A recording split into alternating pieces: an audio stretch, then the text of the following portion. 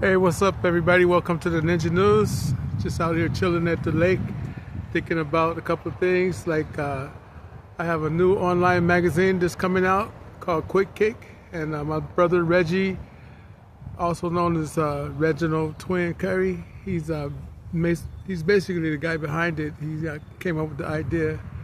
I was having a little bit of trouble with a couple of magazines. I mean, I've been on the cover of a couple of them, but now I get to be on the cover of my own. Ain't that good? God is good all the time. How many of you guys got a chance to see Michael? I really liked that movie. It was cool, especially since I met Michael, and Javar did so much of a great job. I mean, just he embodied Michael. That was really, really cool. And it was really positive. I know I was expecting to see Janet, but then at the same time, oh well, life goes on. You can't have everything at the same time. Sometimes you just gotta deal with it, as my brother would say. Just deal with it. Antoine Fuqua did an awesome job, and so did all the actors in it, especially one of my favorites, Nia Long. She played the mama so well. And then I like Joe Jackson, the character who played Joe, because I got to meet Joe. I got to work with Joe for a day at the Mandalay Bay during the fights, and I think it was Holyfield versus Ruiz, and I met Joe in the lobby, and he ended up introducing me to Jackie, Tito, Jermaine, and LaToya. That was a good night. Got to see the fights. The fights was great. I remember when I was talking to Joe earlier, I was like, I don't like what you did to Michael. He's like, what you mean what I did to Michael? What you mean you don't like what I did to Michael? I was like, how you treated him bad and you called him all kind of names and you put him down all the time. And he said, you know what? He goes, he cried all the way to the bank. That's what he did. He cried all the way to the bank. And then again, when you think about it, you know, Joe had a lot of help with Michael's career. I mean, he started him off, and he started off the Jacksons, and he wanted to get out of that little area that he was at, and he was determined. And it ain't easy dealing with, you know, politics and business and the entertainment world. It's just not easy.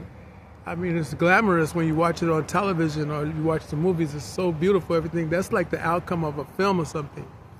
But while you on your way to deal with the film, you got to deal with the people. You know, you got to deal with what they said, the red tape. You know, behind that red line, it's like it's still not going to be easy. It could be rough. But I had a lot of good fun when I worked in the movies. I like working with Jackie Chan and in Rush Hour 2 and Chris Tucker, and then Ocean's 11, The Hulk, and Twisted, and Triple X, State of the Union, and of course my own movies.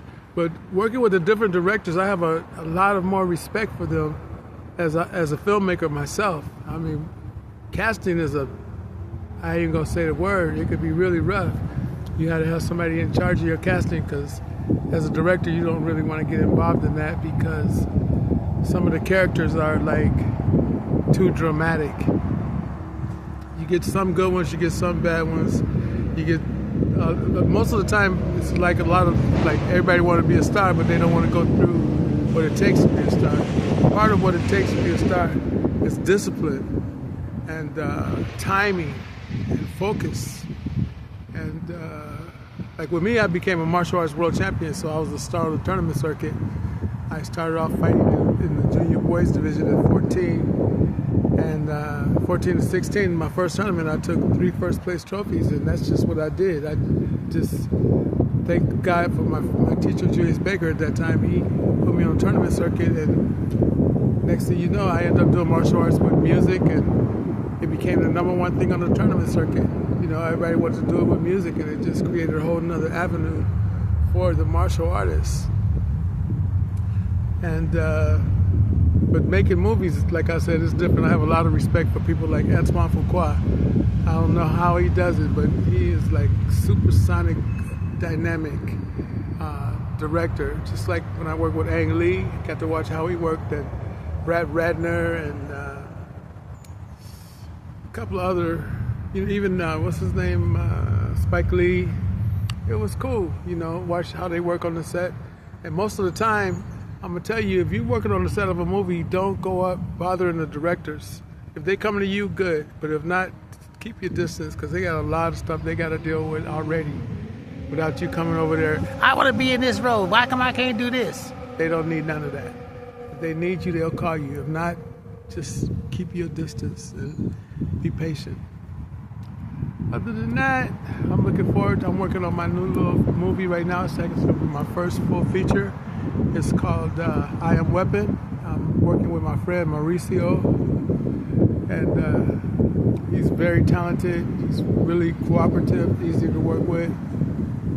Mauricio, thanks a lot for your time and energy and working with me and helping me to deal with these situations with the casting calls, people showing up, some of them not showing up. And it's all good though. It's all part of the learning experience as a filmmaker.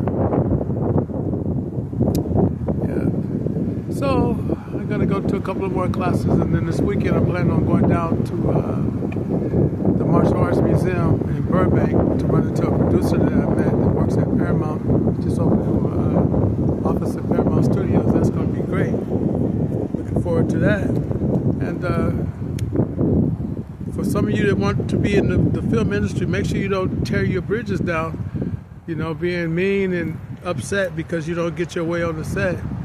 I remember when I was working on I think it was XXX State of the Union. It was so cold outside, and I was complaining like, man, when we gonna be filming? When we gonna get on set? When we gonna do this? When we gonna do that? And one of the guys called me Snappy. He goes, that's your name on the set, Snappy, because you're just snapping and snapping. And I thought about that, and after that, I stopped snapping. I just said, you know what? This is part of the game. You gotta be patient. You just gotta hold on and just wait your turn. I did that, and things just got better and better. Next thing, I became a member of the union, you know, thanks to Brad Pitt and Andy Garcia, meeting them backstage. And also, I won the martial arts action contest in Burbank, and that was cool, the Hollywood Martial Arts Action Contest. I also won with Ernie Reyes from the West Coast Demonstration Team. We went against people like Sho Kazuki and Kane Kazuki, and a lot of those guys that's coming up right now. It's been pretty cool. You know, like my friends, the best of the best, Simon Reed, Philip Reed. They're cool guys, really talented. And even Donnie Yen, you know, I'm glad he's doing this thing. But I have a lot of respect for those guys, more so than, I think I always had respect for them. But now as a filmmaker, I look at it from another angle. You know, it's one thing to be in front of the camera, and it's another thing to be behind the camera. And with the editing, the writing, the directing, the fight choreography, and all of that's amazing. So when you look at somebody like Michael Jackson, who was the first person to take black people on MTV, that boy was tight. I mean, he just had it. He was so multi-talented on all kind of levels with choreography. I mean, he worked with other choreographers and stuff too, but he learned from them. And he just got better and better. And he worked with different music producers, and, you know, he had to deal with the public coming at him all kind of angles, and he just became a major superstar. He was definitely blessed. I'm glad I got to meet him and talk to him outside of his house at Encino. And he told me that I had what it takes to make it. He said, you're bad. I go, no, you're bad. He goes, no, you're bad.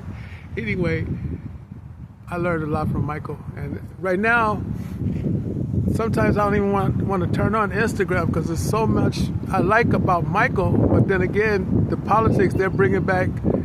Is he guilty? Is he innocent? Did you do this? Did you take the kids in the room? What did you do with the kids? I mean, the boy that left this planet, he's gone on to be with God.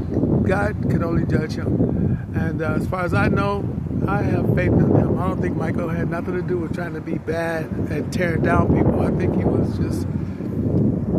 he just has so much talent, and people was trying to get to his money. Like I met Richard Pryor. Richard Pryor said, go over there and have dinner with those people, have lunch. I was like, I don't want that. He goes, just like Michael. I go, what are you talking about? He goes, I went to Michael's house, and it was about 20 chefs lined up with all of the tables, food, and Michael didn't even want to eat.